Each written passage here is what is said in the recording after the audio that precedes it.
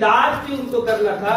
خاص طور سے جو عوام کی اصلاح کے تعلق سے کام ہوتا ہے کہ عقائد کے باب میں، اعمال کے باب میں اور عبادات کے باب میں، ان تینوں ابواب میں جو عوام کی اصلاح کرنی ہوتی ہے وہ مصلحین کا کام ہوتا ہے. اور چونکہ مصلح انسان جو ہوتا ہے وہ اپنی ذات سے آزاد ہوتا ہے.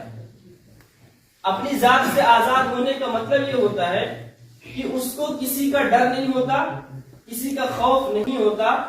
اور وجہ اس کی ہوتی ہے کہ اللہ کے نبی صلی اللہ علیہ وسلم نے جب اپنے آپ کو پیش کیا تھا تو کیا کہا تھا؟ لبثت فیکم عمرا، مکہ والوں میں تمہارے درمیان ایک عرصہ گزارا ہوں.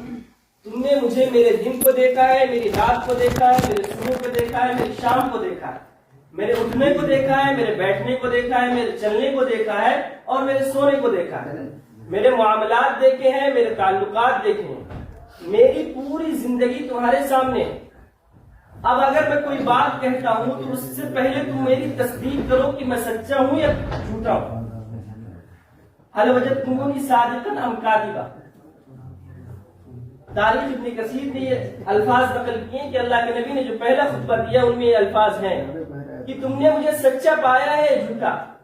مکے والوں نے بڑے زور و شور سے جواب دیا تھا، جربناک غیر مرہ، ہم نے آپ کا 12 امتحان لیا ہے. آپ کو پتہ بھی نہیں ہے کہ ہم نے کن کن مواقع پہ آپ کا امتحان لیا، کہاں کہاں ہم نے آپ کو آزمایا، آپ کو اندازہ نہیں ہے. ما وجدنا فیک الا صدقا، جب بھی آزمایا ہے ہم نے آپ کو سچا پایا ہے.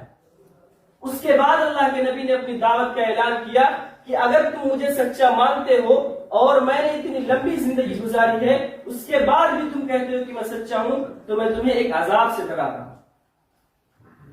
تو مصلح کا کام یہ ہوتا ہے کہ پہلے وہ اپنی زندگی پیش کرتا ہے.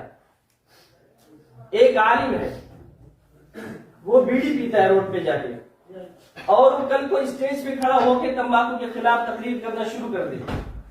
اس کی بات اس کے منہ پہ عوام وہی مار دے گی.